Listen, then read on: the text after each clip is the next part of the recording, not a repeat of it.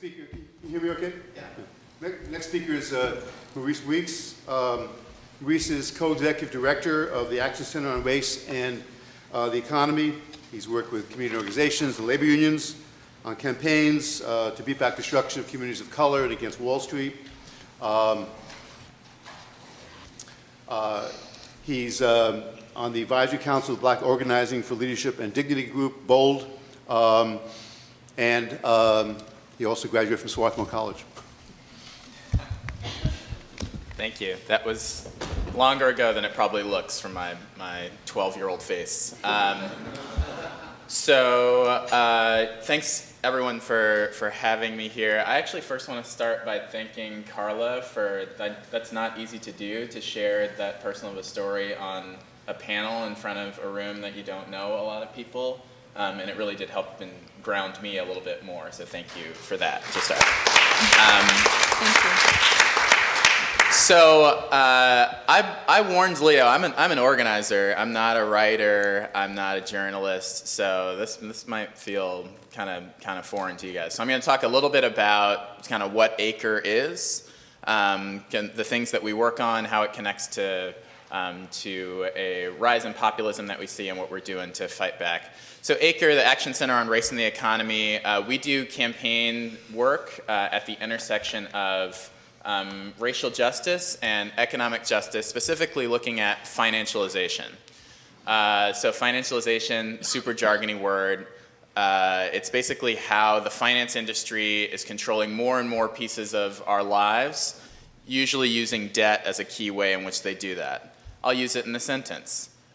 Goldman Sachs, an organization filled with assholes, used financialization to help destroy the economy. Everyone understand? Yes? So we do lots of campaigns with a lot of folks who are in this room. We've worked with the AFT and SEIU, and really rooted, more so than anything, rooted in community organizations. And community organizations that work with mostly black and brown folks who are fighting what you might think of as economic justice campaigns, but with an explicit racial justice lens. So we keep race central to everything that we do. Part of that is a little bit of a critique of how the left, including myself, has fought economic justice campaigns in the past. Which is basically, I describe as, we identify a bad guy doing something wrong at the top. And then we say, blah, blah, blah, blah, blah, blah, blah. It disproportionately impacts people of color at the bottom.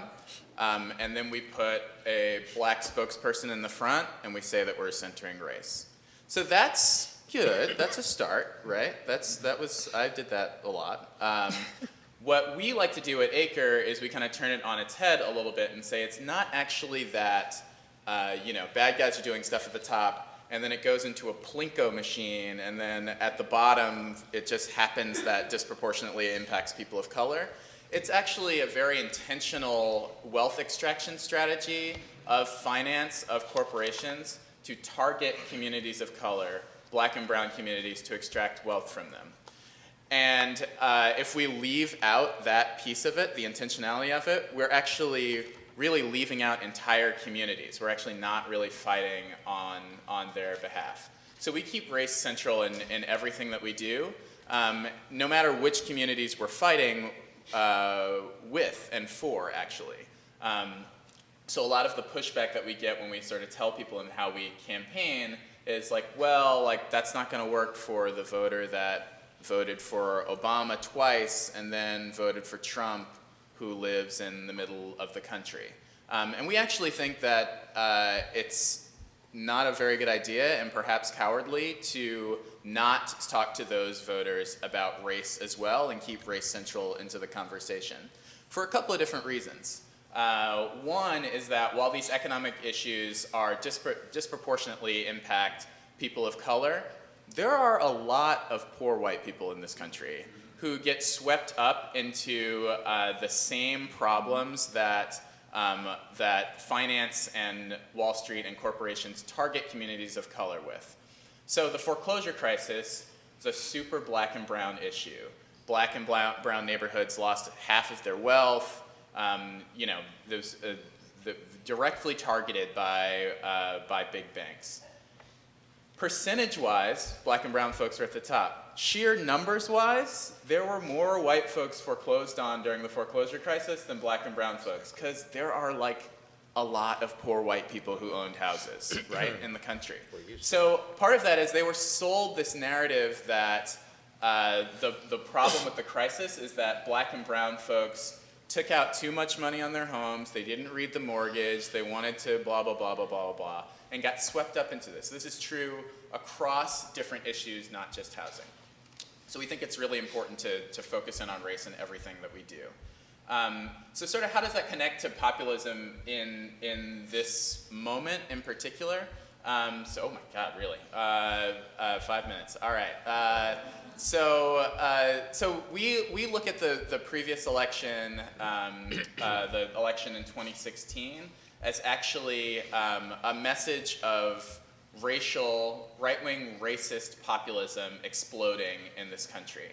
And Donald Trump giving voice to what had been dormant for, but still there, but dormant for an enormous population.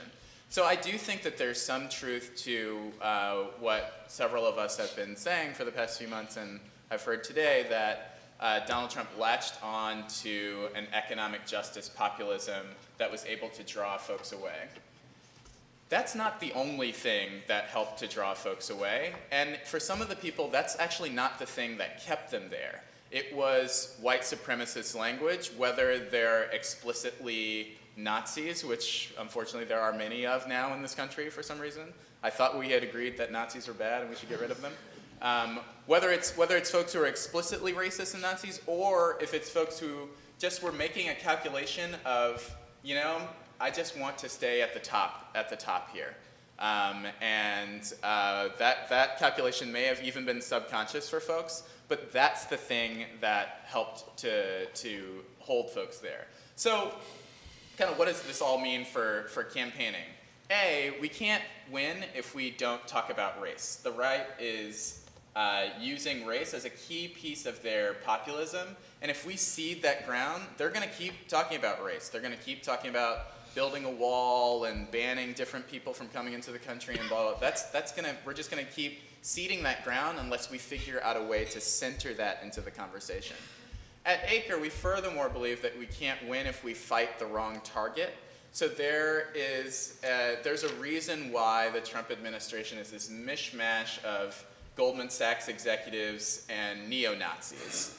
And it's because those are the two things that are being used to target communities of color. And if we don't actually go after the folks who are doing that, who are sort of the Goldman Sachs executives who are extracting wealth, the rich Wells Fargo CEOs who are getting away with everything after foreclosing illegally on black homeowners, et cetera, if we don't go after those folks and keep fighting the middleman of how are we going to get a moderate Democrat elected over this crazy right-wing Republican, then we're also going to lose. That's an important fight, but the wrong final fight, right? We have to go after the thing that's causing all of these problems, which is the finance, the corporate person at the top.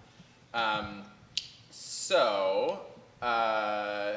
know a lot of the conversation here has, there's this tension of should we focus now on race or should we focus now on class? And sort of the thing is like, we should focus on both. And like both are really important and that's what we should do. Head nod, yes, right? I totally disagree with that actually. I think that that's wrong. I think that the two aren't separate. Like saying that we should focus on one and the other creates a separation that doesn't exist. Fighting these fights as racial justice fights is the way to go. It is race. This country was built on racism. Racism is in every single campaign, everything that we do. We can't ignore it. And if we don't center it and keep focusing on it, then the losses will keep piling up. Forget 2018, like the losses will pile up way beyond that. So I have lots of other stuff, but I will keep it there for my intro.